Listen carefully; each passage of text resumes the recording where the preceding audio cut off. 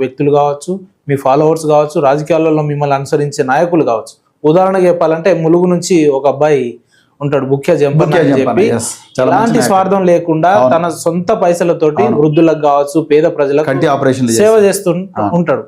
అలాంటి వ్యక్తులు కూడా మీరంటే ప్రాణం ఇచ్చే వ్యక్తులు, ప్రధానంగా వారి పేరు కూడా ఉంటుంది.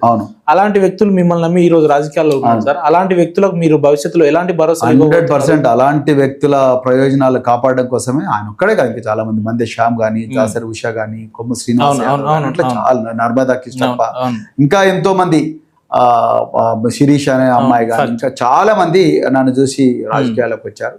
సో వాళ్ళందరికీ కూడా తప్పకుండా ఏదో ఒక రోజు మంచి రోజులు వస్తాయి. వాళ్ళందరూ కూడా ఒక ఉన్నతమైన పొజిషన్లో ఉంటారు. నిజానికి నేను ఏముందని అధికారంలో రకరకాల పార్శ్వాల్లో అధికారాన్ని నేను చూశాను. కానీ ఏ వర్గాలైతే అనాదిగా అధికారాన్ని, మీరు జంపన్న లాంటి వాళ్ళ గురించి చెప్పారు కాబట్టి చెప్తున్నాను, ఏ వర్గాలైతే అనాదిగా అధికారానికి దూరంగా ఉన్నారో వాళ్ళందరి ప్రయోజనాలు కాపాడడం కోసమే నేను రాజకీయాల్లో ఉన్నాను.